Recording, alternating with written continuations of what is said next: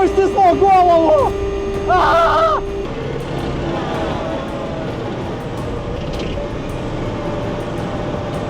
Итак, друзья, сегодня у меня есть танчик.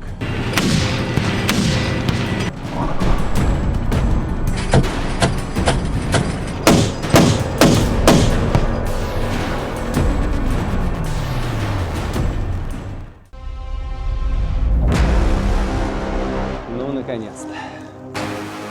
Во время операции «Буря в пустыне» эта тачка подбила больше танков, чем любая другая. И знаете почему? Потому что это модификация ОДС. А как это расшифровывается и что это за машина, я думаю, вы уже поняли. Это М2А2 Брэдли.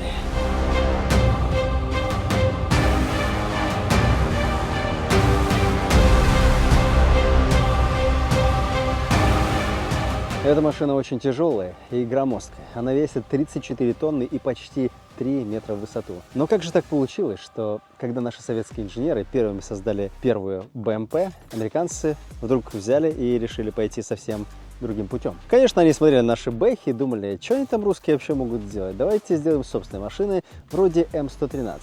М113, кстати, на тот момент из моды уже выходили, и нужно было что-то придумать им на смену. И новый тип машины этот должен был быть не просто бронетранспортером.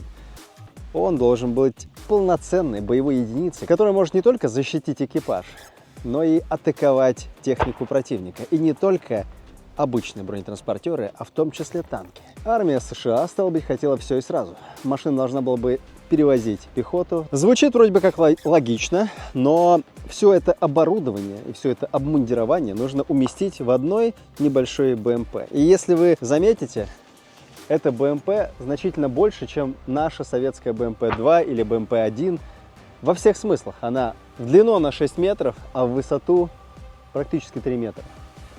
И заметно, да, что я не 2 метра. После Вьетнамской войны стало очевидно, что армия США нуждается в более серьезной защите для своих машин, потому что защита, это, знаете, М113 уже оставляла желать лучшего. И в 1972 году началась разработочка, названная в честь одного генерала Брэдли. Кстати, напишите в комментариях, кто этот парень был такой вообще, чем он там командовал. В процессе испытаний важную роль сыграл не только он, но и Джеймс Бертон. Этот Бертон, короче, он настоял на том, что эти комплексные испытания нужно провести машины на прочность, выявить недостатки и улучшить бронезащиту. Это обострило противоречия между армейскими руководителями и разработчиками. И доработка брони грозила срывом сроков и, короче, увеличением веса машины. Впрочем, весит она 34 тонны в данный момент, в данной комплектации. Серийное производство Брэдли началось в 1981 году. К концу 80-х годов уже американская армия активно ее использовала и сразу же начала модернизировать. Первая серьезная модификация М2А1 была представлена в середине 80-х годов. Одним из основных улучшений стало внедрение противотанкового комплекса ТОУ. Самое забавное, что у этой Брэдли нет ПТРК ТОУ в данный момент ракет, хотя сама установка есть, БГМ-71 ТОУ, а вот у меня есть. Первая серьезная модификация М2А1 была представлена в середине 80-х годов, и одним из основных улучшений стало внедрение противотанкового комплекса ТОУ-2. Напишите, кстати, как расшифровывается ТОУ, если кто знает. Он повысил боевые возможности машины, и этот комплекс позволил Брэдли более эффективно уничтожать вражеские танки. Если я говорю более эффективно, значит, что я имею в виду? Здесь пушка Бушмастер, 25-й калибр, и у нее есть разные боеприпасы. Сегодня один из них у нас есть, и я вам скажу следующее. 25-й калибр Бушмастер должен как бы не пробивать танк, и, естественно, он его не пробивает, да, потому что с урановым сердечником, который мы покажем в секретном канале, пробивает 60 мм брони. Чтобы пробивать больше, нужно использовать ТОУ. ТОУ пробивает 900 мм гомогенной брони, его последняя модификация, во всяком случае, ракеты, которые есть двух типов, опять же, есть на проводе, который достигает до 4 километров, скажем так, стреляет, и есть на радиоканале, но он типа стреляет дальше, но я таких пока еще не видел. Так вот, пушка Бушмастер, она, естественно, не пробивает танк, но она сносит все навесное оборудование. Вы, должно быть, видели все в интернете, существует бой под Степовым, где наш танк Т-90, последняя модификация, скажем так, мягко выхватывает от двух Брэдли. Они начинают по нему гасить 25-м калибром пушки Бушмастер, и у него заклинивает нахрен пушка, начинает качу-пачупус вот так крутиться. И да, где-то в интернете сказано, что это говорит только о том, что танчик смог противостоять вот таким этим. Но, конечно же, превосходящими противника силами назвать это вряд ли бой можно, потому что танк Т-90 все-таки это танк. Одного попадания в Брэдли хватило бы, чтобы его полностью уничтожить. Кстати, вот эти вот блоки внутри, да, в которых есть броня и есть противокумулятивное воздействие, то есть она как бы стреляет навстречу струе, которая попадает в него. Он называется Брат и Брат 2. Кто знает, уже посмотрел предыдущий выпуск про этот самый Брат. Мы его сделали в стиле одноименного нашумевшего в свое время фильма. Балабанов, наверное, сказал бы: серьезно? Его пробивает наш РПГ-7? Да, к сожалению, я сегодня вынужден это констатировать. РПГ-7 пробивает вот эту броню. Наверху есть тоже блоки защиты у Брэдли. Кстати, есть видос в интернете, где наш Ланцет, это, знаете, такой большой дрон камикадзе, который до хулиард несет взрывчатки, который обычно поражает полностью боекомплект и детонация происходит. И в одном из случаев этого не произошло, потому что Брэдли, благодаря этому блоку, короче, раз на раз не приходится. Как говорится, не брат ты мне, гнида американская. Ну, посмотрим дальше. Свое боевое крещение он получил в «Буре в пустыне». Знаете, где это было? Это было в 1991 году в Персидском заливе. И моя сегодняшняя Брэдли имеет модификацию ODS-SA. ODS означает Operation Desert Storm, что переводится как «буря в пустыне». Благодаря этому она получила дополнительное бронирование днища, потому что Брэдли тогда нехило так подрывались, и экипаж не выживал. Но сегодня экипаж выживает, потому что противоднищевая пластина добавлена. Плюс добавлено оборудование, я имею в виду бронирование, чтобы держать 14,5 в круг, кроме передка. Передок должен держать 30-й калибр из нашего БМП-3, например, или БМП-2. SA означает Situation Awareness. Это ситуативная осведомленность. Эта, кстати, модификация могла появиться только в Украине, потому что именно для них сделали этот SA. Несмотря на все ее видимые преимущества, выглядит она не просто как БМП, она выглядит как настоящий киборг. И все дело не только в том, что она хорошо бронированная, у нее пушка 25-го калибра, у которого лучше снаряды, чем у наших 30-х калибров, но и в том, что у нее очень-очень умные мозги, средства наведения и средства захвата цели. То есть на поле боя, можно сказать, это настоящий киборг. Металлический лист раз, лист 2, брат, и только потом уже непосредственно броня. То есть броня здесь разнесенная. И основа корпуса это алюминиевый сплав, легированный марганцем, хромом, магнием и цинком. Он легкий, устойчив к коррозии, но сам по себе не спасает от серьезных угроз. И если бы не вот эта разнесенная броня, наверное, я мог бы его пробить даже из утеса 12,7.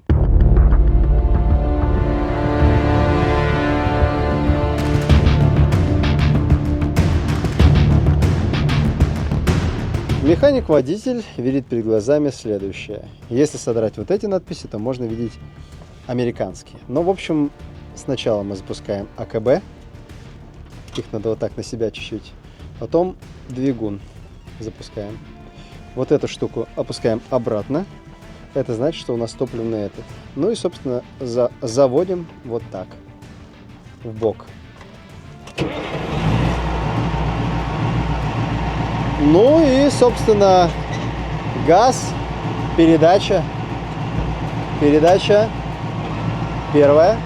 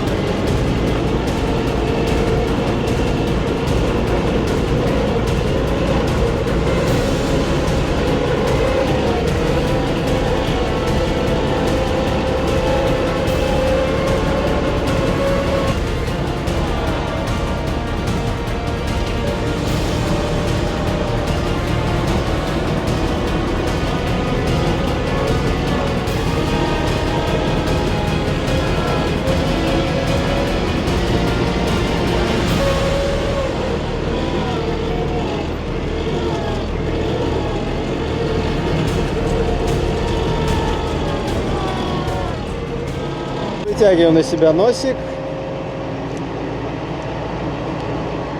И таким образом глушим ее. Бам, бам. Отлично.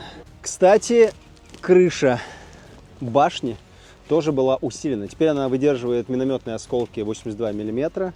Если по ней будет попадать минометом, конечно, что я сомневаюсь, потому что у нее ходовка-то просто отличная. Кстати, заметьте, вот сюда, если вы посмотрите, здесь вы также защищены различными щитами, блоками, и в первую очередь вы защищены стеклом, которое бронировано. То есть оно выдерживает, наверное, 5, может быть 7 выдерживает, но я сейчас это пробовать не буду делать.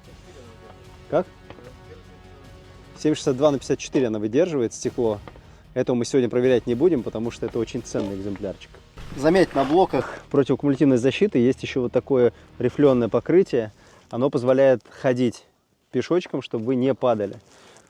В передней части у нее предусмотрены здесь дополнительные блоки для обмундирования, ключей. Это у нас 240С, это пулемет 7,62-51 или 308 Винмаг, можно сказать. Аналог нашей тучи, это постановка дыма. Часто можно увидеть, что когда по ней стреляют, она дым такая пум-пум выбрасывает, и все хорошо. Нужно маскироваться. Заметьте, вот здесь есть нижние триплекса, то есть можно смотреть, как бы не сильно поднимая голову, потому что если в такую щель залетит что-нибудь, будет тоже малоприятно. Дальше идет стекло бронированное, которое выдерживает 7,62 на 51 и 54, наверное. Это уже, как видите, мы уже сами приколхозили немножечко. В нынешних условиях это обязательное условие. Хотя стоит, наверное, проверить, вообще спасает это каким-то образом. Ну, в теории длина кумулятивной струи, наверное, будет меньше в любом случае, если попадает вот в такую вот сетку. Но, во всяком случае, это может спасти от сброса. То есть, согласитесь, если граната попадает внутрь башни, да, что, в общем-то, не редкость, много видосов таких видели, может детонировать БК, и БМП точно выйдет из строя. Также, видите, здесь такая 50-очка, сетка сделана так, чтобы гранатка не залезла сюда никакая. Так, это кожух пушки. Теплак здесь у нас сегодня помененный немножко, точнее стекло от сосны стоит. Но вообще теплачок тут родной, конечно. Закрывается он тоже вот таким вот пресловутым образом. В случае, если вам не нужно никуда смотреть в ночи, в тепловизор и так далее. И знаете, чем хороша эта БМПшка? Тем, что она стреляет на 8 километров в ночи, когда человеческий глаз практически ничего не видит. Как сказал один американский солдат, он сказал, что в этот прибор, в этот тепловизор можно увидеть даже парня, который болен ОРЗ.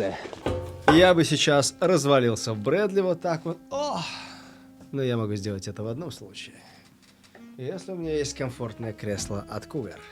Так вот, да, даже таким парням вроде меня, работающим в непростых условиях, нужно иногда отдыхать. И ребята, вдохновленные этим принципом, а точнее разработчики компании Cougar, создали кресло Armor Evo M. Это такое сочетание прочности, технологичности и непревзойденного комфорта. Давайте-ка глянем, что предлагает это кресло. Во-первых, рама кресла полностью стальная. Это значит, что оно выдерживает нагрузку до 200 килограмм. Я думаю, скуфы поймут, о чем речь. Что делает его невероятно надежным и долговечным. Такой подход обеспечивает долгие годы эксплуатации без потери качества. Механизм газлифта 4 класса – это один из самых продвинутых. Вы можете быть уверены в его безопасности и плавности, даже тогда, когда вы длительное время пользуетесь им. Особого внимания здесь заслуживает регулировка кресла. Высота сидения и спинки подстраивается под ваш рост, а механизм качания с функцией блокировки позволяет зафиксировать его в удобном для вас положении. Вы можете расслабиться, откинуться на 180 градусов и даже поспать в нем. Подлокотники здесь тоже регулируемые. Это настоящий технологичный прорыв. Они имеют инновационную конструкцию 5D, которая регулирует их не только по высоте, но и сторонам. Йоу! Это снимает нагрузку с ваших предплечий и позволяет найти идеальное положение для работы, игр и чтения. Комфорт дополняет две подушки, одна под поясницей, другая под шею. Шейная подушка легко регулируется по высоте, что особенно удобно для расслабления шейного отдела после долгого рабочего и нудного дня.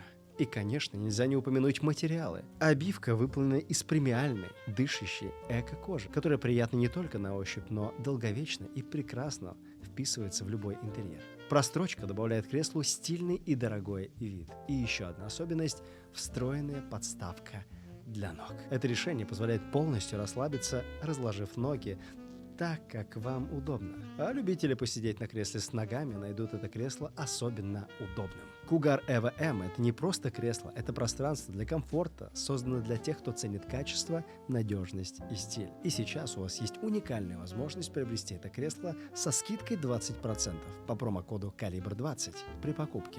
Акция ограничена по времени, поэтому поторопитесь. Ссылка в описании под видео.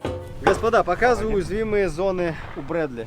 Основное и самое главное место – это катки. То есть, если вы попадаете в гусеницу, естественно, разувается, и никуда мы дальше не едем. Хотя, вообще-то, у нее есть 3, можно сказать, передачи и 1 задняя. Во-первых, под башню стреляем вот сюда. Во-вторых, стреляем катки, отстреливаем каток и или разрушаем гусеницы, она дальше никуда не едет. И слабые участки брони у нее есть еще в корме, естественно.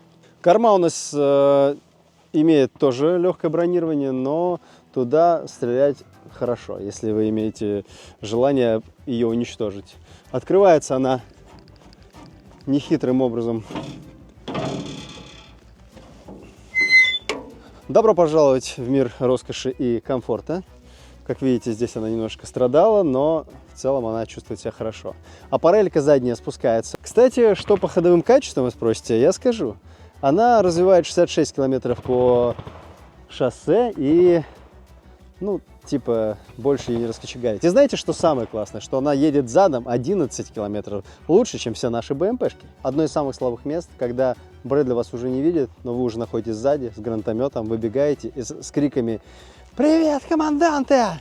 Чертова машина-убийца!» И стреляйте. То есть я бы хотел сказать, что здесь есть разнесенная броня, но по сути броня-то, конечно, есть, но от 7 защитит. Но вот уже 12,7 даже не знаю, потому что здесь, видите, как сделано. 1 пластинка, 2 пластинка, а вот это не броня, там уже пустотело. А вот здесь даже видно, вон насквозь ее. Видите? То есть, если сюда стрелять, то у вас будет гарантированно, скорее всего, попадание. И мне кажется, вот это вот от 12,7 снаряда. Это не кумулятив. И, судя по всему, стреляли уже вот так. Пум-пум. В десантном отделении помещается 6 человек. И, как мы видим, достаточно место просторное. Честно говоря, как будто бы больше, чем в БМП-2 и БМП-1. Знаете почему? Потому что здесь действительно больше места. Несмотря на то, что этот монстр 40 лет уже в ходу и на хорошем ходу, потому что ходовка у Брэдли такая. Здесь установлен дизельный двигатель, который называется Cummins VTA 903T, разработанный специально для военной техники. Это V-образный 8-цилиндровый дизель с турбонаддувом мощностью 600 лошадок, объемом где-то 15 литров. Его основное преимущество – высокая мощность на тонну, что обеспечивает Брэдли хорошую маневренность и динамику по пересеченной местности в сложных боевых условиях. Двигатель я вам, конечно, сейчас не покажу, потому что там все забронировано, и сейчас это не лучшая идея. И все же двигатель оснащен системой турбонаддува, которая помогает поддерживать мощность даже на больших высотах в условиях экстремальной жары или холода. Конструкция и материалы двигателя рассчитаны на работу в жестких условиях и эксплуатации, на минимизацию риска перегрева. Несмотря на то, что этот монстр не похож на наши БМП, все-таки здесь переднемоторная компоновка. Экипаж такой, 6 человек десантно, можно до 7 запихнуть. Командир отделения, механик-водитель и командир-наводчик. Что касательно трансмиссии. Брэдли у нее не простая трансмиссия, а гидромеханическая. Название звучит достаточно сложно, но на деле это комбинация гидротрансформатора и автоматической коробки передач. И вы спросите, почему все-таки выбор на гидромеханическую трансмиссию пал? Я вам скажу. Представьте, что вы едете на обычной машине, но вместо асфальта внезапно встречается сплошная грязь. Колеса, двигатель греется, но вы никуда не двигаетесь. И чтобы такого не было, на BMW Bradley стоит гидротрансформатор. Эта штуковина работает как буфер между двигателем и трансмиссией, сглаживает рывки и помогает передавать мощность плавно, даже если вы внезапно въехали в яму или наткнулись на склон. Здесь автоматическая коробка передач, то есть вам переключаться между передачами не нужно. Но учитывая, что эта Bradley очень умная, она сама чувствует, с какой скоростью вам нужно двигаться по той или иной местности. То есть у нее 3 передних и 1 задняя. Первая — это для того, чтобы по бездорожью, по конкретной такой болотистой местности херачить. По грунтовочке — это 2-я скорость. И 3-я скорость — это когда уже на уверенном, на шикарных, на козырных чапиках дуете по хайвею 66 км в час, уезжаете подальше от фронта, надеюсь. Короче, коробка называется HMPT500.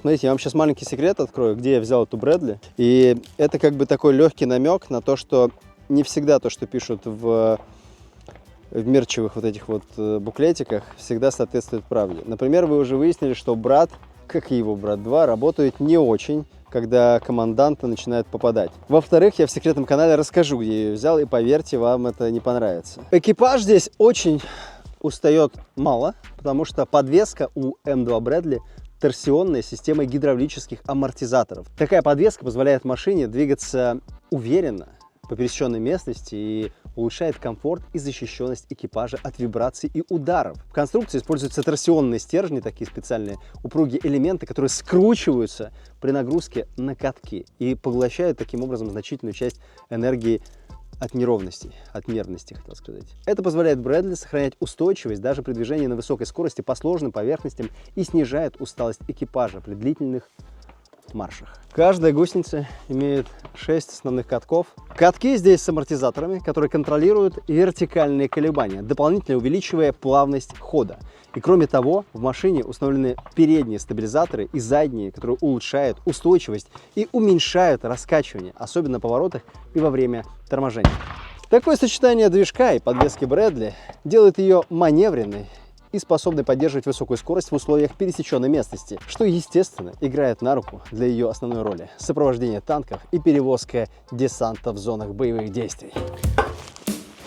Сегодня мы будем стрелять, так сказать, хейтить танк в прямом смысле слова, потому что этот снаряд называется 25 мм HT М792. Это осколочно-фугасный, вот такой он имеет раскрас, желто-розовенький, это значит, что он осколочно-фугасный. Итак, у меня есть танчик, который, ясное дело, уже видавший виды разные, и у меня есть 2 манекена. Один накачанный суперкачок с глазами женщины, вот, и у него будет шлем. У него будет шлем, и он будет торчать из люка этого танка вот отсюда. И как бы намекать нам на то, что он собирается вступить в схватку с Bradley. То есть он на танке собирается стрелять в Bradley. А мы посмотрим, что бывает с шлемом и с человеком, который пытается укрыться от Bradley в танке. Я имею в виду не в самом танке, конечно. В самом танке ей будет, конечно же, сложно что-то причинить, какое-то это. Но навесное оборудование, прицелы, тепловизоры, система управления. Может, башню заклинит в какой-то момент, как это было с тем боем Т-90, который против 2 Bradley сражался, но экипаж выжил, кстати, это хорошо, но тем не менее. Сажаем чувака сюда и стреляем.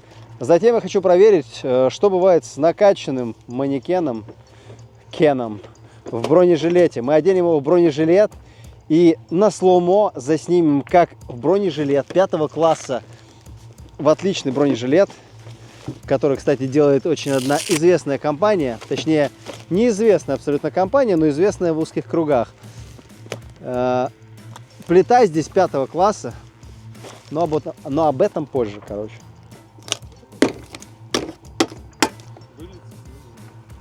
Оно не сладкое, если что. Это была без сахара. Короче, я заливаю этот манекен для того, чтобы кто-нибудь предположил, что это моча. Парень, это только начало твоего кошмарного сна. Ножичек — это только начало. У меня есть шлем, который я надеваю. Шлем же противоосколочный, правильно у нас? Правильно. Противопулевой даже в каком-то смысле, потому что 9 на 19 он способен держать и 9 на 18. Опа! Ну что за тяги бархатные? Все, друзья, он отправляется в танчик, он будет сидеть вот здесь. Он такой типа: Оу, оу, оу.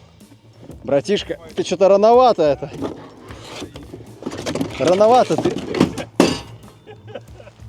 О, давай, только его надо это. Шапку одень нормально. Для красоты еще баклажечку поставим вот сюда. И будем стрелять вот так. Сюда, в башню. Ну и человечку попытаемся принести какие-нибудь страдания.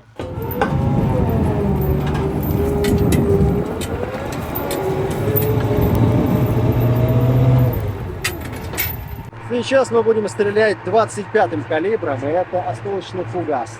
А это пушка Бушмастер. Как посмотрите-ка, куда она собирается ударить. Она собирается ударить в танк по тому парню, который восседает в командирской рубке.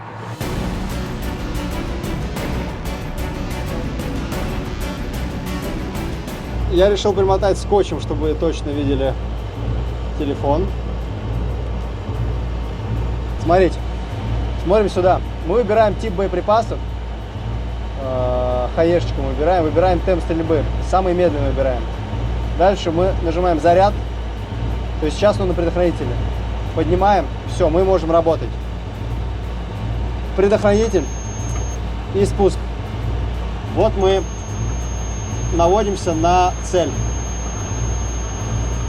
Учитывая, что мы стреляем с очень близкого расстояния, поэтому нужно поднять будет существенно голову. Захват цели. Типа он ее захватил, да? Да, и вот смотри.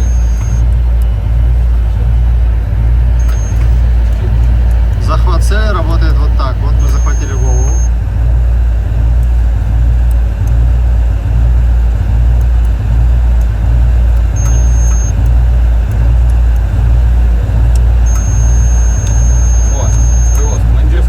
Ага, вот, видишь, да, я кручу, а он цель захватил уже. Вау, круто. Ну, погрешность есть небольшая, но потом, когда восстанавливаешь, он это нормально, офигеть, он захватывает, прикинь. Круто, круто, круто. Все. Работаем! Работаем. Первый выстрел.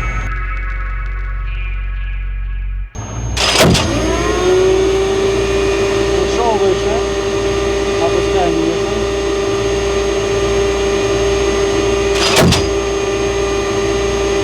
Еще ниже.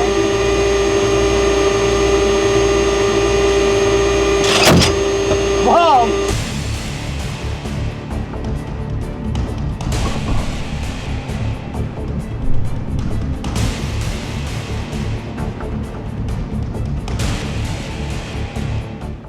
Ему снесло голову! Ему снесло голову! Боже!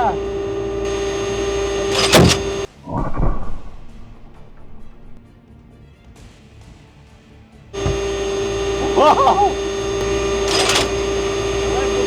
Так, смотри, аборт. Аборт включился, поэтому нажимаем на эту кнопку, он выбрасывает ее. Сейчас выбросил и снова пробуем.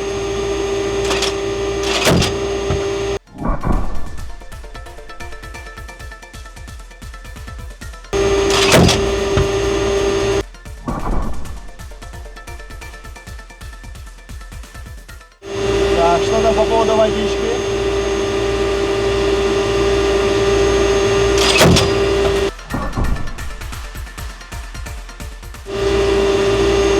Не попали в водичку.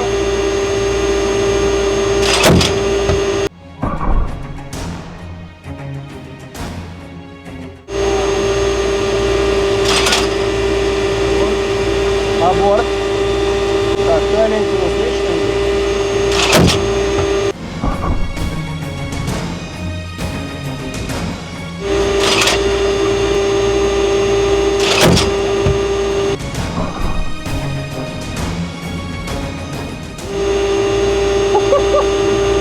Так, что, идем глянем?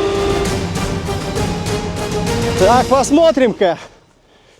Я сначала взял выше на 2 корпуса, думаю, ну мы же слишком близко стоим, должно быть это. Но фишка в том, что на таком расстоянии я ставлю крестик в голову и попадаю в голову. И это было эпично, от него башка просто разлетелась. Эй, парень, ты где? Осторожно, там гранаты, вот. Они без запала. Ну там нет, там просто лежал лоб. Парни, пенсия. Парню не повезло. Ему просто нанесли мы множественные осколочные в верхней части головы. А, собственно, голова только и торчала. Ну и все, и без головы человек остался. Я имею в виду манекен. А фишка в том, что шлем, походу, вообще полностью разорвало на куски. Вы видели, как он улетел? Ты видел? Да. Вот, смотри, все, что осталось от шлема. Если в шлем попадает, все, что остается от шлема, это пух и прах. Маленькая канисточка пробита. Пожалуйста. И вот, смотрите, новое попадание. Да, это вот они. Ну, короче, не сильно ощутимо. Я имею в виду, не сильно видно, какие здесь новые, какие старые. Но я куда-то еще под низ стрелял. Не знаю, но смотрите, это же снаряд летит со скоростью 1100 метров в секунду. То есть, чтобы вы понимали, быстрее, чем пуля, например, из автомата Калашников 5.45 или любого другого Калашникова.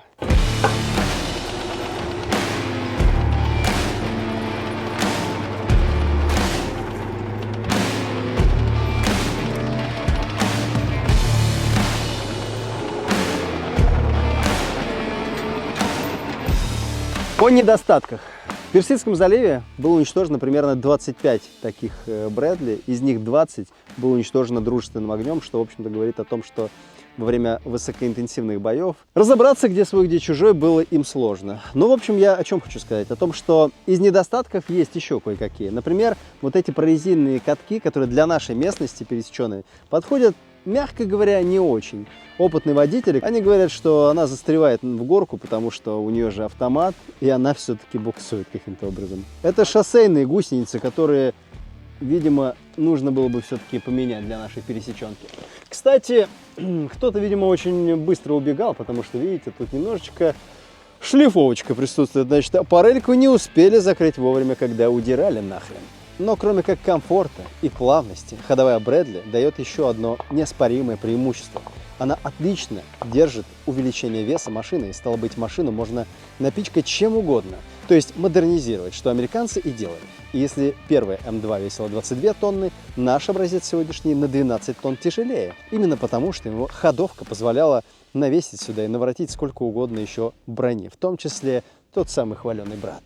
Сим-Сим, откройся! Знаете, что характерно? Что ей не пришлось заводиться для того, чтобы опустить заднюю аппарельку. Попадаю в мир роскоши и комфорта. Хэнсон, ты, кстати, обещал мне видосик, и до сих пор я его не вижу. И попадаем сюда. Видим, что здесь достаточно комфортно. Здесь можно с рюкзачком расселиться. И даже если вы пережрали бургеров, и вы американец, вы тоже здесь вполне себе можете поместиться.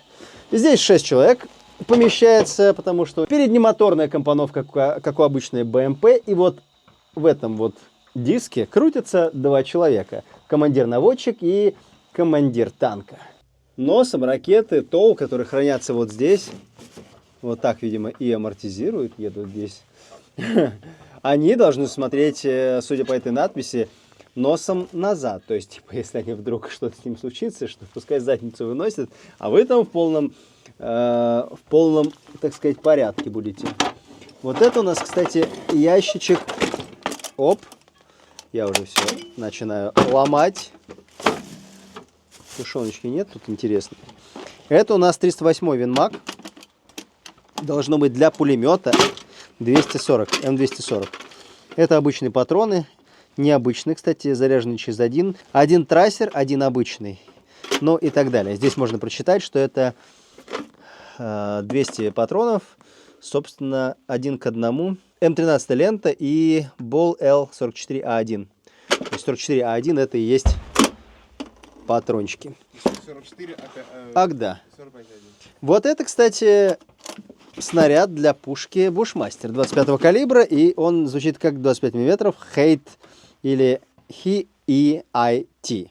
Чтобы не штрафанули, здесь должно быть была какая-то система пристегивания, вот такая. Но она сломалась. Но сломалась, она сломалась. Система пожаротушения, я вижу, здесь уже немножечко нарушена. Ну да, здесь вот баки, вот такой бачонок, вот такой. Все это предназначено для того, чтобы, наверное, когда аварийная сигнализация срабатывает, здесь внутри должно все потушиться. Ну и с этой стороны тоже какие-то автоматы или что-то, не знаю, что можно тут хранить. 25 миллиметров ammunition, это значит, здесь хранятся боеприпасы для пушки Бушмастера. А дальше уже видите 5.56 аммо, это... Здесь еще на базе АР какой-то есть автомат 5.56 аммо. Под патрон 5.56 на 45, но его мы здесь не видим. Но настоящим киборгом эту машину делает не все, что вы видели до этого. Настоящим киборгом ее делают ее мозги. Самое время туда залезть. На поле боя Брэдли становится настоящим киборгом, потому что вы еще не успеваете понять, как работают процессы наведения, а она это все делает за вас. Самое интересное здесь это система управления огнем Брэдли. В версии M2A2 ODS SA эта система не просто технология, а целая платформа для координации и доминирования. Начнем с системы FB-SB2, которую экипаж использует как своеобразную цифровую карту боевого поля. То есть это почти как в игре Squad. Представьте себе, как все союзные силы отображаются на экране в режиме реального времени вместе с разведданными позиций противника. Все это позволяет экипажу буквально видеть ход боя с высоты, как в шахматной игре, где каждый ход и каждая позиция под контролем. Брэдли становится частью целого информационного поля, и от того, как быстро и точно экипаж обменяется данными с другими машинами, зависит успех операции. Дальше система TechNav или Tactical Navigation. Это не просто GPS, а надежный навигатор, который поможет Брэдли ориентироваться на местности даже в случае полной потери GPS-сигнала. Система также содержит инерциальный компонент, чтобы машина могла отслеживать свое положение, даже если спутниковая навигация полностью выйдет из строя. Не менее важно, кстати, и тепловизор. У наводчика есть вот такая чебурашка. Чебурашка не только отвечает за выбор боеприпасов и движение башни. Тут видите, кстати, если вот так вот, нужно специально вот топить вот эти вот штуки, как на PlayStation, и тогда уже она начинает двигаться. Влево, вправо, вверх, вниз. Выбор Fleur ETV – это выбор системы наблюдения. Это может быть тепловизор, может быть обычный экран, и он тут же... И этот экран тут же дублируется на командирский монитор. Это захват цели. GSIS захват цели. Ну и, собственно, стрельба, видимо. Здесь все как в PlayStation. Предохранитель нажимаем и как это, кнопка C2 работаем. То есть здесь можно комбинировать работу с пулемета, работу с Bushmaster пушки 25-го калибра, и можно отдельно пулеметом, например, управлять. То есть также управляем башней, но стреляем из пулемета.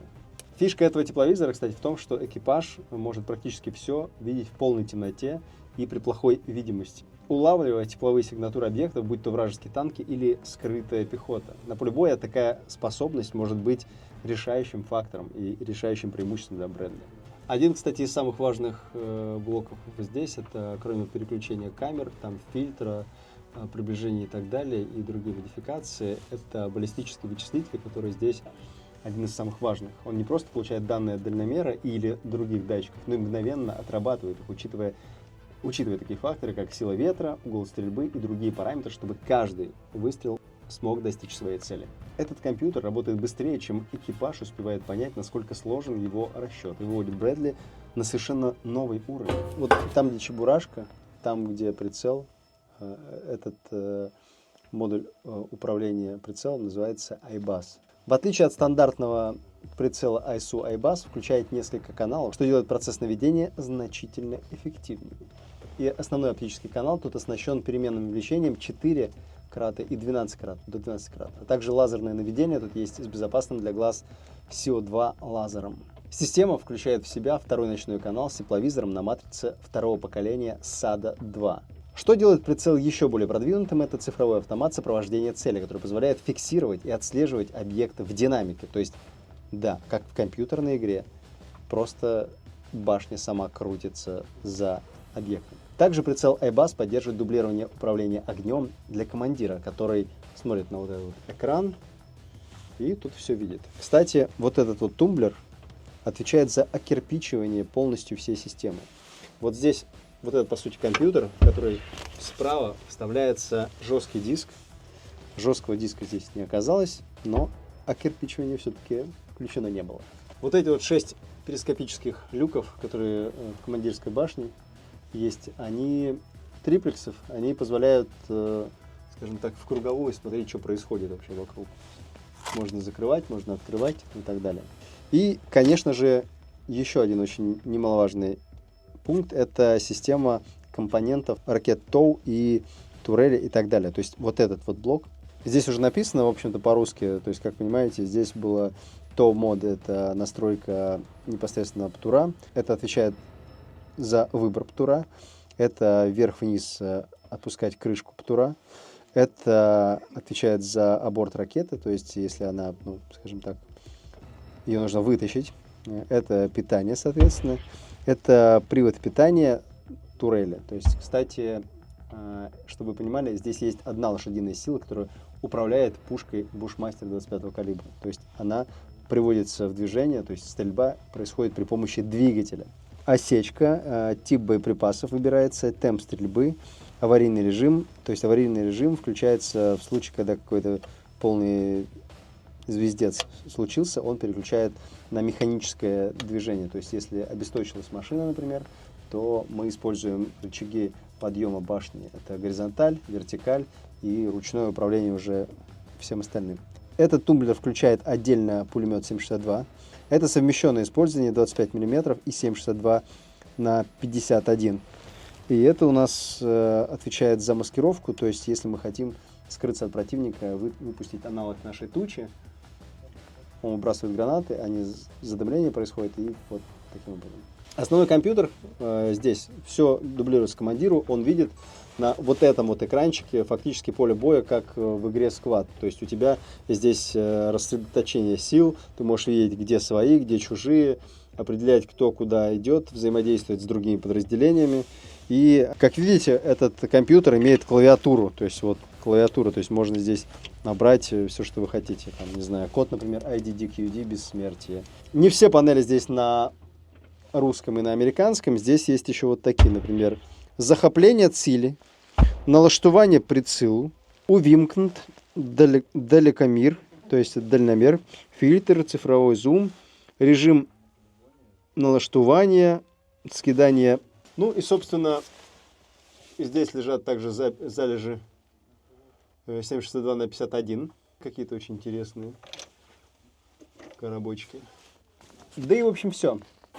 Кстати, десант тоже осведомлен о том, что происходит на поле боя. То есть у них здесь экран, который полностью показывает им, что происходит. То есть они осведомлены, то есть они сидят не просто в коробке, типа, что там происходит, хер его знает. Они видят, куда стреляет башня, куда, что происходит на поле боя, где свои, где чужие и так далее. И мало того, когда сюда что-то попадает, типа там, не знаю, рикошет какой-нибудь 5,56 там или пятерочка 5,45 на 39, видите, здесь сделано противорикошетное такое кевларовое покрытие, которое позволяет осколкам оставаться в нем, то есть не шастать взад-вперед, что называется. Вот так. И, кстати, да, штатная единица оружия. Это что, из сталкера что-то? Кстати, напишите в комментариях, в сталкер собираетесь вы поиграть или нет? У меня вот до вечера еще есть время. Боюсь, правда, срок слопотать. Сейчас я проверю, каково здесь десантов.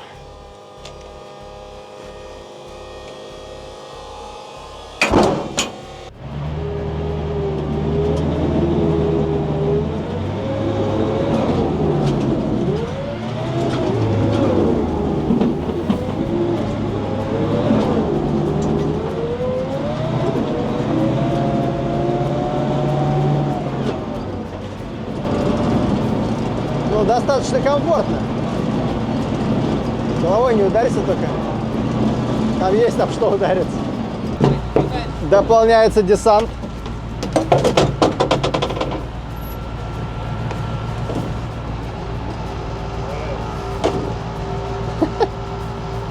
Мой размер.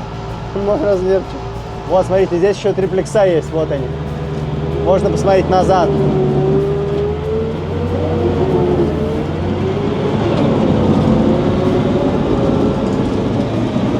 Ой, кстати, прикольно. Прикольно. Можно выходить не только через аппарель, не только через люк, но можно вытащиться еще даже через верхний люк. То есть можно открыть.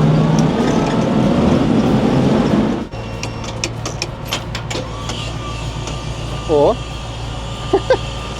Добро пожаловать на локацию, боец!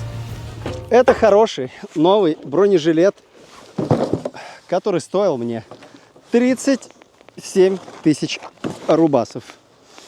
Это манекен, который тоже какое-то количество денег стоил. Ладно, шучу, мне его отдали друзья. Итак, здесь пластина внутри 5 класса. Это донецкий производитель.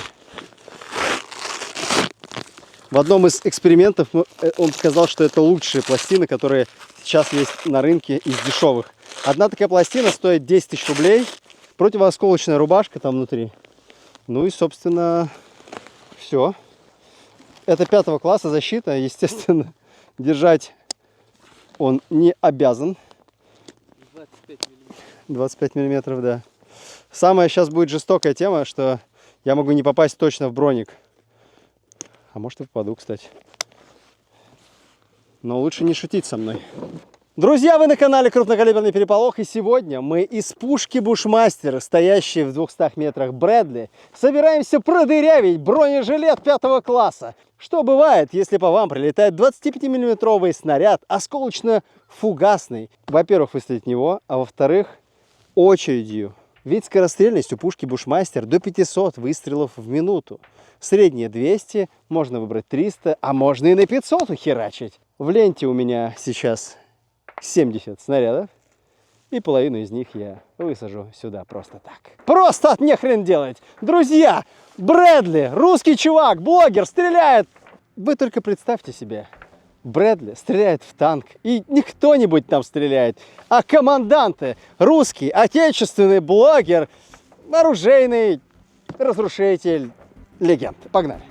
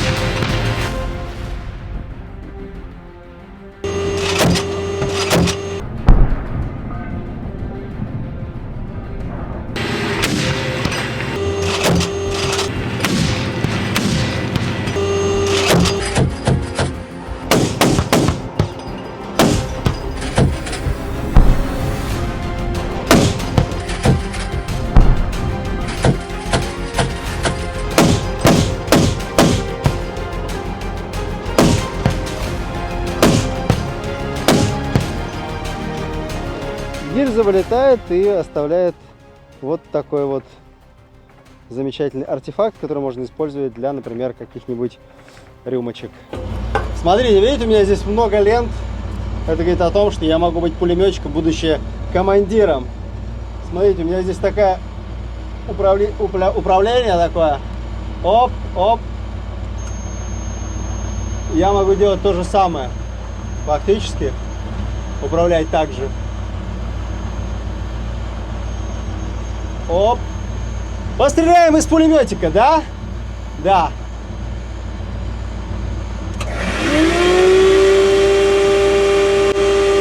А что, стреляет?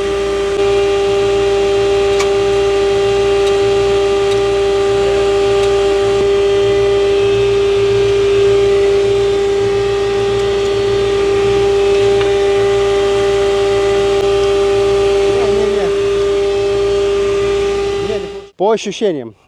Безусловно, когда команда подготовлена и в технически идеальном состоянии, Брэдли, наверное, лучшая БМП, в которой мне приходилось сидеть. Но есть нюансы. Нюансы следующие. Несмотря на то, что она достаточно обслужена сейчас, и она не пострадала, как вы понимаете, в результате боестолкновений, у нее постоянно дает осечку пушка Bushmaster. 25-й калибр постоянно заедает. У него двойная подача, то есть вы можете в одну ленту зарядить, например, осколочно-фугасный, во вторую зарядить, например, бронебойно-подкалиберные. И у вас наверняка может получаться какое-то время. Но когда осечки случаются настолько часто, как сегодня, я думаю, это хреново. И мало того, у нее еще постоянно клинит пулемет 7,62/51. Если это будет происходить в боевых условиях, это прям печаль, беда, реально.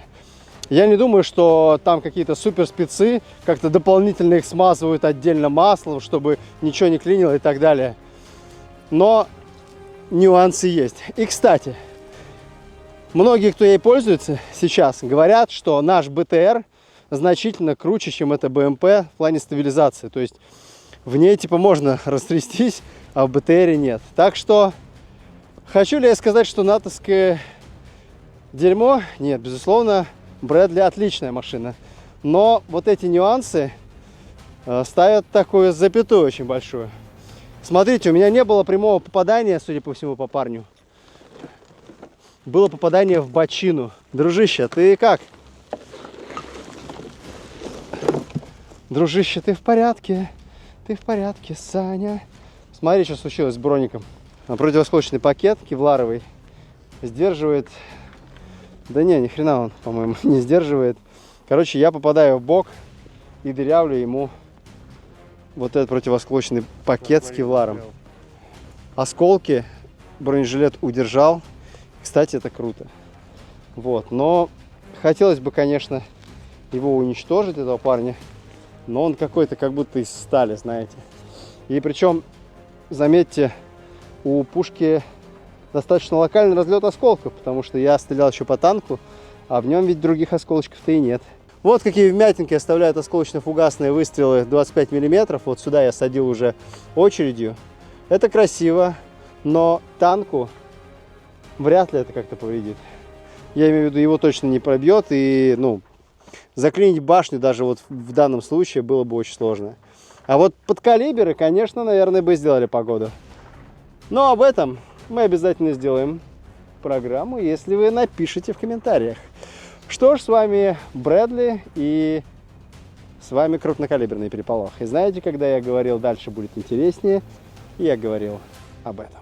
Для тех, кто остался до конца выпуска, я все-таки решил поставить манекен вот так. И на секретном канале в Телеграме или на спонсоре я все-таки его распетушил.